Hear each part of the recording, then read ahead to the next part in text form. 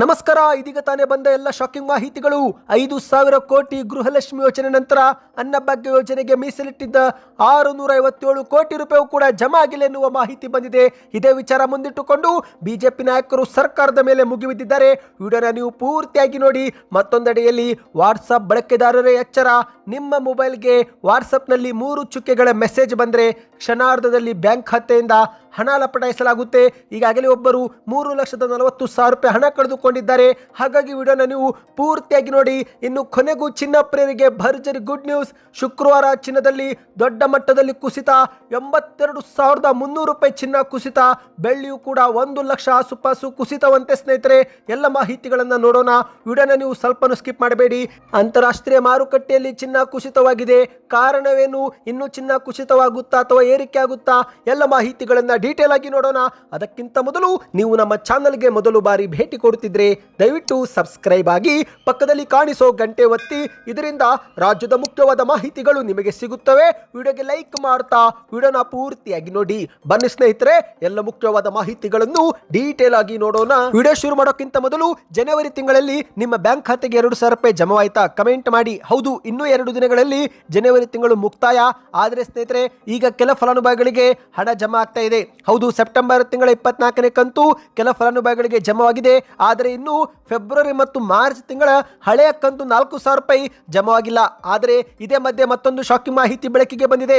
ಹೌದು, ಗೃಹಲಕ್ಷ್ಮಿ ಯೋಜನೆಯ 5,000 ಕೋಟಿ ಹಗರಣ ನಂತರ ಅನ್ನಭಾಗ್ಯ ಯೋಜನೆಗೆ ಮೀಸಲಿಟ್ಟಿದ್ದ 657 ಕೋಟಿ ರೂಪಾಯಿ ಕೂಡ ಗುಳುಂ ಮಾಡಲಾಗಿದೆ ಎಂದು ಹೇಳಲಾಗುತ್ತಿದೆ. ಈ ಬಗ್ಗೆ ಬಿಜೆಪಿ ನಾಯಕರು ಮತ್ತೆ ಈಗ ಸರ್ಕಾರದ ವಿರುದ್ಧ ಮುಗಿಬಿದ್ದಿದ್ದಾರೆ. ಹೌದು, ಕಳೆದ ಡಿಸೆಂಬರ್ ತಿಂಗಳಲ್ಲಿ ನಡೆದಂತ ಬೆಳಗಾವಿಯ ಚಳಿಗಾಲದ ಅಧಿವೇಶನದಲ್ಲಿ ಬಯಲಿಗೆ ಬಂದಂತ ಗೃಹಲಕ್ಷ್ಮಿ ಯೋಜನೆ ಹಗರಣಕ್ಕೆ ಇನ್ನೂ ಉತ್ತರ ಸಿಕ್ಕಿಲ್ಲ. ಇದೇ ಮಧ್ಯೆ ಅನ್ನಭಾಗ್ಯ ಯೋಜನೆಯಲ್ಲೂ ಕೂಡ ಹಗರಣ ನಡೆದಿದೆ ಎಂದು ಹೇಳಲಾಗುತ್ತಿದೆ. ಸ್ನೇಹಿತರೆ, ಹೌದು, ಈ ಕುರಿತಂತೆ ಬಿಜೆಪಿಯ ವಿಪಕ್ಷ ನಾಯಕರಾಗಿರುವ ಆರೋಶಕ್ ಅವರು ಸರ್ಕಾರದ ವಿರುದ್ಧ ಕಿಡಿಕಾರಿದ್ದಾರೆ. ಇನ್ನೂ ಕೂಡ ಗೃಹಲಕ್ಷ್ಮಿ ಯೋಜನೆ ಹಣ ಎಲ್ಲಿ ಹೋಯಿತು ಎಂಬ ಉತ್ತರ ಸಿಕ್ಕಿಲ್ಲ. ಇದೇ ಮಧ್ಯೆ ಅನ್ನಭಾಗ್ಯದಲ್ಲೂ ಕೂಡ ಭ್ರಷ್ಟಾಚಾರ ನಡೆದಿರುವ ವಾಸನೆ ಬರ್ತಾ ಇದೆ ಎಂದು ಮಾಧ್ಯಮಗಳ ಮುಂದೆ ಸರ್ಕಾರದ ವಿರುದ್ಧ ವಾಗ್ದಾಳಿ ಮಾಡಿದ್ದಾರೆ. ಅಷ್ಟು ಮಾತ್ರವಲ್ಲ ಸ್ನೇಹಿತರೆ, ಒಂದು ಸಾಮಾಜಿಕ ಜಾಲತಾಣದಲ್ಲಿ ಆರೋಶಕ್ ಅವರು ಟ್ವೀಟ್ ಕೂಡ ಮಾಡಿದ್ದಾರೆ. ನೀವು ಸ್ಕ್ರೀನ್ ಮೇಲೆ ಟ್ವೀಟ್ ನೋಡ್ತಿರ್ಬೋದು. ಇದು ವಿಪಕ್ಷ ನಾಯಕ ಆರೋಶಕ್ ಅವರೇ ಮಾಡಿದ ಟ್ವೀಟ್ ಆಗಿದೆ. ಗೃಹಲಕ್ಷ್ಮಿ ನಂತರ ಅನ್ನಭಾಗ್ಯ ಹಣವು ಗುಳುಂ. ಕಳೆದ ಡಿಸೆಂಬರ್ನಲ್ಲಿ ನಡೆದಂತ ಚಳಿಗಾಲದ ಅಧಿವೇಶನದಲ್ಲಿ ಬಯಲಿಗೆ ಬಂದ ಗೃಹಲಕ್ಷ್ಮಿ ಯೋಜನೆ ಹಗರಣಕ್ಕೆ ಇನ್ನೂ ಉತ್ತರ ಬಂದಿಲ್ಲ. 2025ರ ಫೆಬ್ರವರಿ ಮತ್ತು ಮಾರ್ಚ್ ತಿಂಗಳಲ್ಲಿ ಪಾವತಿ ಆಗಬೇಕಾಗಿದ್ದ 5,000 ಕೋಟಿ ರೂಪಾಯಿ ಗೃಹಲಕ್ಷ್ಮಿ ಯೋಜನೆ ಹಣ ಏನಾಯಿತು? ಯಾವಾಗ ಬಿಡುಗಡೆ ಆಗುತ್ತೆ ಎನ್ನುವ ಪ್ರಶ್ನೆಗಳಿಗೆ ಇನ್ನೂ ಉತ್ತರ ಸಿಗದೇ ಇರುವಾಗಲೇ ಅನ್ನಭಾಗ್ಯದಲ್ಲೂ ಕೂಡ ಭ್ರಷ್ಟಾಚಾರ ನಡೆದಿರುವ ವಾಸನೆ ಬರ್ತಾ ಇದೆ. ಸಿಎಂ ಸಿದ್ದರಾಮಯ್ಯನವರೇ ಕಳೆದ ವರ್ಷ ಜನವರಿಯಲ್ಲಿ ಅಕ್ಕಿಯೂ ಕೊಟ್ಟಿಲ್ಲ. ಅಕ್ಕಿಗೆ ಮೀಸಲಿಟ್ಟಿದ್ದ 657 ರೂಪಾಯಿ ಕೋಟಿ ಹಣದ ಲೆಕ್ಕವೂ ಕೂಡ ಸಿಗುತ್ತಿಲ್ಲ. ಆಡು ಮುಟ್ಟದ ಸೊಪ್ಪಿಲ್ಲ ಎನ್ನುವಂತೆ ನಿಮ್ಮ ಭ್ರಷ್ಟ ಕಾಂಗ್ರೆಸ್ ಸರ್ಕಾರದಲ್ಲಿ ಭ್ರಷ್ಟಾಚಾರ ನಡೆಯದ ಇಲಾಖೆಯೂ ಇಲ್ಲ, ಲೂಟಿ ಹೊಡೆಯದ ಸಚಿವರು ಇಲ್ಲ ಎಂದು ಆರೋಶಕ್ ಅವರು ಟ್ವೀಟ್ ಮಾಡಿದ್ದಾರೆ. ಹೌದು, ಇದೀಗ ಅನ್ನಭಾಗ್ಯ ಯೋಜನೆಯ ಜನವರಿ ತಿಂಗಳಿನ ಹಣ ಜಮಾ ಆಗಿಲ್ಲ. ಸ್ನೇಹಿತರೆ, ಈ ಒಂದು ಹಿಂದೆ 5 ಕೆಜಿ ಅಕ್ಕಿ ಬದಲಿಗೆ 170 ರೂಪಾಯಿ ಏನು ಹಣ ಜಮಾ ಮಾಡಲಾಗುತ್ತಿತ್ತು. ಇದರಲ್ಲಿ 1 ತಿಂಗಳ ಕಂತು ಜಮಾ ಆಗಿಲ್ಲ. ಜನವರಿ 2025ರ ಕಂತು ಜಮಾ ಆಗಿಲ್ಲ. ಹೌದು, ಅಕ್ಕಿಯೂ ಕೂಡ ಕೊಟ್ಟಿಲ್ಲ, ಹಣವೂ ಕೂಡ ಕೊಟ್ಟಿಲ್ಲ ಎಂದು ಹೇಳಲಾಗುತ್ತಿದೆ. ಈ ಕುರಿತಂತೆ ಬಿಜೆಪಿಯ ಮತ್ತೊಬ್ಬ ಶಾಸಕರಾಗಿರುವ ಮಹೇಶ್ ತೆಂಗಿನಕಾಯಿ ಅವರು ಈಗ ಮತ್ತೆ ಸರ್ಕಾರದ ವಿರುದ್ಧ ಕಿಡಿಕಾರಿದ್ದಾರೆ. ರಾಜ್ಯ ಸರ್ಕಾರವು ಗ್ಯಾರಂಟಿ ಹೇಳುತ್ತಾ ಗ್ಯಾರಂಟಿ ಮೂಲಕವೇ ಜನರಿಗೆ ಬಹುದೊಡ್ಡ ಮೋಸ ಮಾಡ್ತಿದೆ ಎಂದು ಮಹೇಶ್ ತೆಂಗಿನಕಾಯಿ ಅವರು ಬೆಂಗಳೂರಲ್ಲಿ ಆರೋಪ ಮಾಡಿದ್ದಾರೆ. ಪಡಿತರ ಚೀಟಿದಾರರಿಗೆ ಜನವರಿ 2025ರ ಹಣವನ್ನಾದರೂ ಹಾಕಿ, ಇಲ್ಲ ಅಕ್ಕಿಯನ್ನಾದರೂ ಕೊಡಿ ಎಂದು ಮಾಧ್ಯಮಗಳ ಮುಂದೆ ಆಗ್ರಹವನ್ನ ಮಾಡಿದ್ದಾರೆ. ಹೌದು ಸ್ನೇಹಿತರೆ, ಸುದ್ದಿಗಾರರ ಜೊತೆಗೆ ಮಾತನಾಡಿದಂಥ ಮಹೇಶ್ ತೆಂಗಿನಕಾಯಿ ಅವರು ರಾಜ್ಯದ ಸರ್ಕಾರ ಜನವರಿ 2025ಕ್ಕೆ ಸಂಬಂಧಿಸಿದಂತೆ 1 ತಿಂಗಳ 657 ಕೋಟಿ ರೂಪಾಯಿ ಹಣ ಜಮಾ ಆಗಿಲ್ಲ. ಅವರು ಆ ಒಂದು ಹಣವನ್ನು ಬಿಡುಗಡೆ ಮಾಡಲಿ, ಇಲ್ಲ ಫಲಾನುಭವಿಗಳಿಗೆ 5 ಕೆಜಿ ಅಕ್ಕಿಗೆ ಹೆಚ್ಚುವರಿಯಾಗಿ ಮಾರ್ಚ್ ತಿಂಗಳ ಒಳಗೆ ಕೊಡಬೇಕು ಎಂದು ಮಾಧ್ಯಮಗಳ ಮುಂದೆ ಒತ್ತಾಯಿಸಿದ್ದಾರೆ. ಇದು ಭಿಕ್ಷೆ ಹಾಕುವುದಲ್ಲ. ನೀವು ಗ್ಯಾರಂಟಿ ಘೋಷಣೆ ಮಾಡುವಾಗ 10 ಕೆಜಿ ಅಕ್ಕಿ ಕೊಡುವುದಾಗಿ ಹೇಳಿದ್ರಿ. ಆದರೆ 5 ಕೆಜಿ ಅಕ್ಕಿ ಮಾತ್ರ ಕೊಡಲಾಗಿದೆ. ಅದು ಕೂಡ 5 ಕೆಜಿ ಅಕ್ಕಿ ಕೇಂದ್ರದ ಮೋದಿ ಸರ್ಕಾರದ್ದು. ಹಾಗಾಗಿ ನೀವು 5 ಕೆಜಿ ಅಕ್ಕಿ ಕೊಡಿ, ಇಲ್ಲ 657 ಕೋಟಿ ರೂಪಾಯಿ ತಕ್ಷಣವೇ ಬಿಡುಗಡೆ ಮಾಡಿ ಎಂದು ಮಾಧ್ಯಮಗಳ ಮುಂದೆ ಆಗ್ರಹ ಮಾಡಿದ್ದಾರೆ. ನೀವು ಕೂಡ ಏನಾದರೂ ಅನ್ನಭಾಗ್ಯ ಯೋಜನೆ ಅಡಿಯಲ್ಲಿ ಈ ಒಂದು ಹಿಂದೆ ಹಣ ಪಡೆದುಕೊಂಡಿದ್ರೆ ಕಮೆಂಟ್ ನಲ್ಲಿ ಎಸ್ ಎಂದು ಕಮೆಂಟ್ ಮಾಡಿ. ಮತ್ತು ಈ ಒಂದು 657 ಕೋಟಿ ರೂಪಾಯಿ ಹಣ ಬಿಡುಗಡೆ ಆಗಬೇಕು ಅಥವಾ 5 ಕೆಜಿ ಅಕ್ಕಿ ಹೆಚ್ಚುವರಿಯಾಗಿ ಕೊಡಬೇಕು, ನಿಮ್ಮ ಅನಿಸಿಕೆಯನ್ನು ಎಂಬುದನ್ನು ಕೂಡ ನೀವು ಕಮೆಂಟ್ ಮಾಡಿ. ಬನ್ನಿದೀಗ ಮತ್ತೊಂದು ಮಾಹಿತಿಗೆ ಹೋಗೋಣ. ವಾಟ್ಸಪ್ ಬಳಕೆದಾರರೇ ಎಚ್ಚರ ಎಚ್ಚರ, ನಿಮ್ಮ ಮೊಬೈಲ್ಗೆ ಏನಾದರೂ 3 ಚುಕ್ಕೆಗಳ ಸಣ್ಣ ಮೆಸೇಜ್ ಬಂದರೆ ಕ್ಷಣಾರ್ಧದಲ್ಲಿ ನಿಮ್ಮ ಬ್ಯಾಂಕ್ ಖಾತೆ ಖಾಲಿಯಾಗುತ್ತೆ. ಯಾಕಂದರೆ ಈಗಾಗಲೇ ಒಬ್ಬರು 3,40,000 ರೂಪಾಯಿ ಹಣ ಕಳೆದುಕೊಂಡಿದ್ದಾರೆ. ಹೌದು, ಸೈಬರ್ ಅಪರಾಧಿಗಳು ದಿನಕ್ಕೊಂದು ಹೊಸ ದಾರಿ ಹುಡುಕುತ್ತಲೇ ಇದ್ದು ಇದೀಗ ಕೇವಲ ಒಂದು ಸಣ್ಣ ಡಾಟ್ ಅಂದರೆ ಒಂದು ಸಣ್ಣ ಚುಕ್ಕಿರುವ ಮೆಸೇಜ್ ಮಾಡುವ ಮೂಲಕ ವ್ಯಕ್ತಿಯೊಬ್ಬರ ಬ್ಯಾಂಕ್ ಖಾತೆಗೆ ಕನ್ನ ಹಾಕಿರುವ ಒಂದು ಆತಂಕಕಾರಿ ಘಟನೆ ಅಹಮದಾಬಾದ್ನ ನರೋಲ್ನಲ್ಲಿ ನಡೆದಿದೆ. ಹೌದು ಸ್ನೇಹಿತರೆ, ಈ ವ್ಯಕ್ತಿಯು OTP ಆಗಲಿ ವೈಯಕ್ತಿಕ ಮಾಹಿತಿ ಯಾವುದೂ ಕೂಡ ಶೇರ್ ಮಾಡಿಲ್ಲ. ಆದರೂ ಕೂಡ ಉದ್ಯೋಗಿಯೊಬ್ಬರು 3,40,000 ರೂಪಾಯಿ ಹಣ ಕಳೆದುಕೊಂಡಿದ್ದಾರೆ. ನರೋಲ್ ನಿವಾಸಿ ಗೋಪಾಲ್ ಮಕ್ವಾನ ಎಂಬುವರೇ ಈ ಒಂದು ವಿಚಿತ್ರ ಸೈಬರ್ ವಂಚನೆಗೆ ಬಲಿಯಾಗಿದ್ದಾರೆ. ಹೌದು ಸ್ನೇಹಿತರೆ, ಮೊದಲು ಇವರ ವಾಟ್ಸಪ್ ನಂಬರ್ಗೆ ಒಂದು ಸಣ್ಣ ಚುಕ್ಕೆ ಇರುವ ಸಂದೇಶ ಬಂದಿದೆ.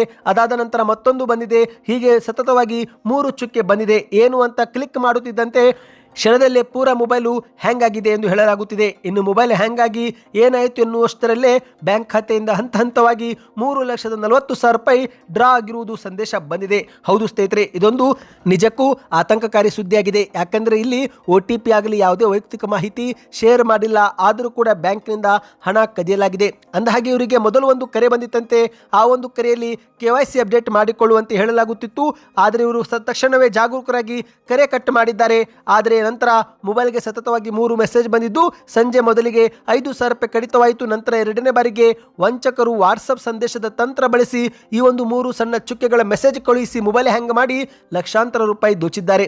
ಸದ್ಯ ಈ ಕುರಿತಂತೆ ನರೋಲ ಪೊಲೀಸ್ ಠಾಣೆಯಲ್ಲಿ ದೂರು ದಾಖಲಾಗಿದೆ. ಕೇವಲ ಒಂದು ಸಣ್ಣ ಮೆಸೇಜ್ ಯಾವ ರೀತಿ ಮೊಬೈಲ್ ಹ್ಯಾಂಗ್ ಮಾಡೋಕೆ ಸಾಧ್ಯ ಎಂಬ ಕುರಿತಂತೆ ತಾಂತ್ರಿಕ ತನಿಖೆ ನಡೀತಾ ಇದೆ ಸ್ನೇಹಿತರೆ. ಇನ್ನು ಸೈಬರ್ ತಜ್ಞರ ಪ್ರಕಾರ ಇಂತಹ ಮೆಸೇಜ್ಗಳ ಮೂಲಕ ಫೋನ್ಗೆ ಮಾರ್ವೆಲ್ ಕಳುಹಿಸುತ್ತಾರಂತೆ. ಅಂದರೆ ಫೋನ್ಗೆ ವೈರಸ್ ಕಳುಹಿಸಿ ನಂತರ ಬ್ಯಾಂಕಿಂಗ್ ಮಾಹಿತಿ ಕದಿಯುವ ಸಾಧ್ಯತೆ ಇದೆ ಎಂದು ಹೇಳಲಾಗ್ತಾ ಇದೆ. ಹಾಗಾಗಿ ಸಾರ್ವಜನಿಕರು ಅಪರಿಚಿತ ಸಂಖ್ಯೆಯಿಂದ ಕರೆ ಬಂದರೆ, ಮೆಸೇಜ್ ಬಂದರೆ, ವಿಡಿಯೋ ಕಾಲ್ ಬಂದರೆ ಸ್ವೀಕರಿಸಬಾರದು ಎಂದು ಹೇಳಲಾಗುತ್ತಿದೆ ಸ್ನೇಹಿತರೆ. ನೀವು ಅಂತಹ ಮೆಸೇಜ್ ಅನ್ನು ಕ್ಲಿಕ್ ಮಾಡಿದರೆ ನಿಮ್ಮ ಮೊಬೈಲ್ ಹ್ಯಾಂಗ್ ಆಗುವ ಸಾಧ್ಯತೆ ಇರುತ್ತೆ ಎಂದು ಕೂಡ ಹೇಳಲಾಗಿದೆ. ಬನ್ನಿ ಇದೀಗ ಒಂದು ಮುಖ್ಯವಾದ ಮಾಹಿತಿಗೆ ಹೋಗೋಣ. ಕೊನೆಗೂ ಚಿನ್ನ ಪ್ರೇರಿಗೆ ಗುಡ್ ನ್ಯೂಸ್. ಶುಕ್ರವಾರದ ಹೊತ್ತಲ್ಲಿ ಚಿನ್ನದ ಬೆಲೆ ಸೂಪರ್ ಕುಸಿತ ಕಂಡಿದೆ. ಬರೋಬ್ಬರಿ 82,300 ರೂಪಾಯಿ ಕುಸಿತ. ಹೌದು ಸ್ನೇಹಿತರೆ, ನಿನ್ನೆ ಪ್ರತಿ ಗ್ರಾಮ್ನಲ್ಲಿ 1,000 ರೂಪಾಯಿ ಏರಿಕೆ ಆಗಿತ್ತು. ಆದರೆ ಈಗ ಚಿನ್ನ ಮತ್ತೆ ಎಷ್ಟು ಏರಿಕೆ ಆಗಿತ್ತೋ ಅಷ್ಟು ಬಹುತೇಕ ಇಳಿಕೆ ಆಗಿದೆ. ಹೌದು ಸ್ನೇಹಿತರೆ, ಒಂದು ರೀತಿ ಇದು ಚಿನ್ನ ಪ್ರೇರಿಗೆ ಶುಭ ದಿನ ಅಂತಾನೆ ಹೇಳಬಹುದು. ಶುಕ್ರವಾರ ಭಾರತದಲ್ಲಿ ಚಿನ್ನ ಮಾರುಕಟ್ಟೆಯಲ್ಲಿ ದೊಡ್ಡ ಕುಸಿತ. ಕೇವಲ ಭಾರತ ಅಲ್ಲ ಸ್ನೇಹಿತರೆ, ಅಂತಾರಾಷ್ಟ್ರೀಯ ಮಾರುಕಟ್ಟೆಯಲ್ಲೇನೆ ಚಿನ್ನ ಬೆಳ್ಳಿ ಸತತವಾಗಿ ಕುಸಿತವಾಗಿದೆ. ನೀವೇನಾದರೂ ಚಿನ್ನ ಅಥವಾ ಬೆಳ್ಳಿ ಹೂಡಿಕೆಗೆ ಯೋಚನೆ ಮಾಡುತ್ತಿದ್ರೆ ಈಗಲೂ ಕೂಡ ಇದು ಒಂದು ರೀತಿ ಒಳ್ಳೆಯ ಸಮಯ ಸ್ನೇಹಿತರೆ. ಅಂದಹಾಗೆ 24 ಕ್ಯಾರೆಟ್ 1 ಗ್ರಾಮ್ ಚಿನ್ನ ನಿನ್ನೆ 17,885 ರೂಪಾಯಿ ಇತ್ತು. ಈಗ 17,062 ರೂಪಾಯಿ. ಅಂದರೆ ಒಂದೇ ದಿನದಲ್ಲಿ ಪ್ರತಿ ಗ್ರಾಮ್ಗೆ 823 ರೂಪಾಯಿ ಇಳಿಕೆ ಕಂಡಿದೆ. ಅಂದರೆ 10 ಗ್ರಾಮ್ಗೆ 8,200 ರೂಪಾಯಿ. 100 ಗ್ರಾಮ್ ಚಿನ್ನದಲ್ಲಿ 82,300 ರೂಪಾಯಿ ಇಳಿಕೆ ಆಗಿದೆ. ಬಜೆಟ್ಗೂ ಮುನ್ನವೇ ಚಿನ್ನದ ಬೆಲೆ ಕುಸಿತವಾಗಿದೆ. ಈಗ ಬಜೆಟ್ನಲ್ಲಿ ಕೇಂದ್ರದ ಬಜೆಟ್ ಇದೆ ಸ್ನೇಹಿತರೆ. ಫೆಬ್ರವರಿ 1 ರವಿವಾರವಿದ್ದರೂ ನಿರ್ಮಲಾ ಸೀತಾರಾಮನ್ ಅವರು ಬಜೆಟ್ ಮಂಡಿಸಲಿದ್ದು, ಬಜೆಟ್ನಲ್ಲಿ ಚಿನ್ನ ಮತ್ತು ಬೆಳ್ಳಿಯ ಮೇಲಿನ ಆಮದು ಸುಂಕ ಏನಾದರೂ ಕಡಿಮೆ ಮಾಡಿದರೆ, ಕೆಳಗಿಳಿಸಿದರೆ ಆಗ ಮತ್ತೆ ಚಿನ್ನ 1,68,000 ಬರಬಹುದು ಎಂದು ಕೂಡ ಹೇಳಲಾಗುತ್ತಿದೆ. ಅಂದಹಾಗೆ ಸ್ನೇಹಿತರೆ, ಚಿನ್ನ ಮತ್ತು ಬೆಳ್ಳಿ ಇಳಿಕೆಗೆ ಹಲವಾರು ಕಾರಣಗಳಿವೆ. ಮೊದಲಿಗೆ ಸ್ನೇಹಿತರೆ, ಮುಖ್ಯ ಕಾರಣ ಅಂತಾರಾಷ್ಟ್ರೀಯ ಮಾರುಕಟ್ಟೆಯಲ್ಲಿ ಈಗೇನು ಕೆಲವರು ಡಾಲರ್ನಲ್ಲಿ ಚಿನ್ನ ಖರೀದಿ ಮಾಡಿದ್ದಾರೆ, ಷೇರು ರೀತಿಯಲ್ಲಿ ಚಿನ್ನ ಖರೀದಿ ಮಾಡಿದ್ದಾರೆ, ಆ ಒಂದು ಶೇರನ್ನು ಸೆಲ್ ಮಾಡಿದ್ದಾರಂತೆ. ಹೌದು ಸ್ನೇಹಿತರೆ, ಷೇರು ಮಾರುಕಟ್ಟೆಯಲ್ಲಿ ಇದನ್ನು ಪ್ರಾಫಿಟ್ ಬುಕ್ಕಿಂಗ್ ಅನ್ನುತ್ತಾರೆ. ಅಂದರೆ ಲಾಭವನ್ನು ತೆಗೆದುಕೊಳ್ತಾರೆ ಸ್ನೇಹಿತರೆ. ಈಗೇನು ಈ ಒಂದು ಹಿಂದೆ ಚಿನ್ನ ಖರೀದಿ ಮಾಡಿದ್ರು, ಕಡಿಮೆ ಇದ್ದಾಗ ಚಿನ್ನ ಖರೀದಿ ಮಾಡಿದ್ರು, ಈಗ ಚಿನ್ನ ಮೇಲೆ ಬಂದಾಗ ಮಾರಾಟ ಮಾಡಿದ್ದಾರೆ, ಸೆಲ್ ಮಾಡಿದ್ದಾರೆ. ಹಾಗಾಗಿ ಲಾಭ ಗಳಿಕೆ ಉದ್ದೇಶದಿಂದ ದೊಡ್ಡ ಮಟ್ಟದಲ್ಲಿ ಅಂತಾರಾಷ್ಟ್ರೀಯ ಮಾರುಕಟ್ಟೆಯಲ್ಲಿ ಚಿನ್ನ ಸೆಲ್ ಮಾಡಿದ್ದು, ಈ ಮೂಲಕ ಚಿನ್ನದ ಬೆಲೆ ದೊಡ್ಡ ಮಟ್ಟದಲ್ಲಿ ಕುಸಿತವಾಗಿದೆ. ಮತ್ತು ಮತ್ತೊಂದಡಿಯಲ್ಲಿ ಸ್ನೇಹಿತರೆ, ಅಮೆರಿಕದ ಡಾಲರ್ ಮೌಲ್ಯದಲ್ಲೂ ಕೂಡ ಜಿಗಿತವಾಗಿದ್ದು, ಹಾಗಾಗಿ ಅಂತಾರಾಷ್ಟ್ರೀಯ ಮಾರುಕಟ್ಟೆಯಲ್ಲಿ ಚಿನ್ನ ಬೆಲೆ ಕುಸಿತಗೊಂಡಿದೆ. ಇದರ ಪರಿಣಾಮ ಈಗ ಭಾರತದಲ್ಲೂ ಕೂಡ 11 ಗಂಟೆ ನಂತರ ಚಿನ್ನ ಹಂತ ಹಂತವಾಗಿ ಕುಸಿತವಾಗ್ತಾ ಇದೆ. ಹೌದು, ಮುಖ್ಯವಾದ ಮಾಹಿತಿ ಏನೆಂದರೆ ಸ್ನೇಹಿತರೆ, ಮೊದಲಿಗೆ ಅಂತಾರಾಷ್ಟ್ರೀಯ ಮಾರುಕಟ್ಟೆಯಲ್ಲಿ ಚಿನ್ನದ ಬೆಲೆ 4% ಕುಸಿತ ಕಂಡಿದೆ. ಹೌದು, ಹಾಗಾಗಿ ಈಗ 24 ಕ್ಯಾರೆಟ್ ಚಿನ್ನದ ಬೆಲೆ ಪ್ರತಿ ಗ್ರಾಮ್ಗೆ 823 ರೂಪಾಯಿ ಇಳಿಕೆಯಾಗಿದೆ. ಆದರೆ ಸ್ನೇಹಿತರೆ, ಇಲ್ಲಿ ಮತ್ತೊಂದು ಮಾಹಿತಿ ಏನೆಂದರೆ, ಈಗ ಚಿನ್ನ ಇನ್ನಷ್ಟು ಇಳಿಕೆ ಆಗಬಹುದು ಎಂದು ಕೂಡ ಹೇಳಲಾಗುತ್ತಿದೆ. ಫೆಬ್ರವರಿ 1 ರವಿವಾರದ ಬಜೆಟ್ ಮೇಲೆ ಆಮದು ಸುಂಕ ಏನಾದರೂ ಕಡಿತ ಮಾಡಿದರೆ ಮತ್ತೆ 1,000 ರೂಪಾಯಿಗೆ ಚಿನ್ನವನ್ನು ಕುಸಿತ ನಾವು ಕಾಣಬಹುದು. ಅಂದರೆ 1,68,000 ಆಸುಪಾಸು ಬರಬಹುದು. ಆದರೆ ಸೋಮವಾರ ಮತ್ತೆ ಅಂತಾರಾಷ್ಟ್ರೀಯ ಮಾರುಕಟ್ಟೆ ಓಪನ್ ಆಗುತ್ತಿದ್ದಂತೆ ಇನ್ನಷ್ಟು ಜನರು ಚಿನ್ನ ಸೆಲ್ ಮಾಡಿದರೆ ಆಗ ಮತ್ತೆ ಚಿನ್ನ 1,60,000 ರೂಪಾಯಿ ಕೂಡ ಆಗಬಹುದು. ಹೌದು, ಎಲ್ಲವೂ ಕೂಡ ಸೋಮವಾರದ ಮಾರುಕಟ್ಟೆ ಮೇಲೆ ಡಿಪೆಂಡ್ ಆಗಿದೆ ಸ್ನೇಹಿತರೆ. ಅಂತಾರಾಷ್ಟ್ರೀಯ ಮಾರುಕಟ್ಟೆ ಏನಾದರೂ ಚಿನ್ನ ಮತ್ತೆ ಕುಸಿತ ತೋರಿಸಿದರೆ ಆಗ ಭಾರತೀಯ ಮಾರುಕಟ್ಟೆಯಲ್ಲೂ ಕೂಡ ಚಿನ್ನ ಮತ್ತು ಬೆಳ್ಳಿ ನಾವು ಕುಸಿತ ಕಾಣಬಹುದು. ಒಂದು ರೀತಿ ಇದು ಒಳ್ಳೆಯ ಒಂದು ಸುವರ್ಣ ಅವಕಾಶ ಸ್ನೇಹಿತರೆ.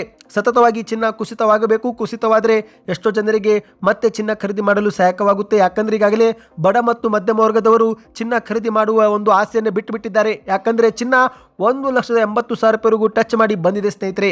ಇನ್ನು ನೀವು ಕೂಡ ಏನಾದರೂ ಚಿನ್ನ ಖರೀದಿ ಮಾಡುವ ಒಂದು ಯೋಚನೆ ಮಾಡುತ್ತಿದ್ದರೆ ನಿಮ್ಮ ಪ್ರಕಾರ ಚಿನ್ನದ ಬೆಲೆ ಕುಸಿತವಾಗಬೇಕು, ಏರಿಕೆ ಆಗಬೇಕು? ನಿಮ್ಮ ಅನಿಸಿಕೆ ಕಮೆಂಟ್ ಮಾಡಿ. ಈ ಎಲ್ಲ ಮಾಹಿತಿ ಇಷ್ಟವಾಯ್ತಾ? ವಿಡಿಯೋಗೆ ದಯವಿಟ್ಟು ಲೈಕ್ ಮಾಡ್ತಾ ದಯವಿಟ್ಟು ಚಾನಲ್ಗೆ ಸಬ್ಸ್ಕ್ರೈಬ್ ಮಾಡಿಕೊಳ್ಳಿ.